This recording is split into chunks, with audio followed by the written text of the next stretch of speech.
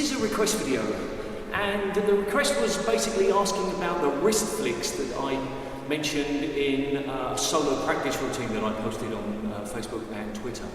And it's called corner wrist flicks. And what you just saw was basically it, but let me put that into context.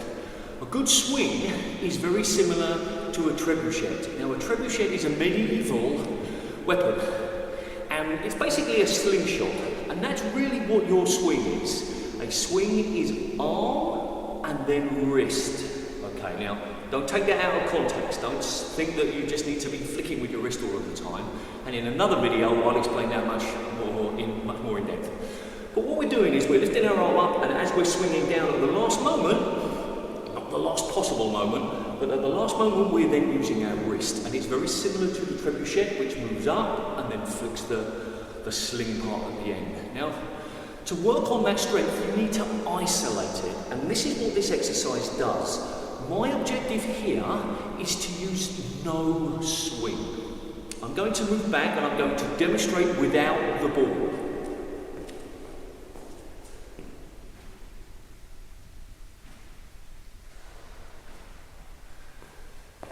What I'm trying to do is I'm trying to make sure that my arm is not moving just before I hit the ball, because the best way to isolate it is not to have any swing in it. I need to do it with a warm ball. I need to do it when I'm warm, and I probably would have done some of these exercises, which I feel is very good for the wrist, as a warm-up, and I'll put it in the middle of a routine. I wouldn't put it at the beginning, and I probably wouldn't put it at the end either, because this is when your body's tired and you don't want to overstress your wrist muscles. So the idea is to isolate that swing. Hit the ball, hit the ball, hit the ball. Now, hitting into the corner brings it more or less back exactly where you want it, and it gives you a chance. You could do them straight, but I've always found that hitting in the corner is good. Now, the backhand is exactly the same.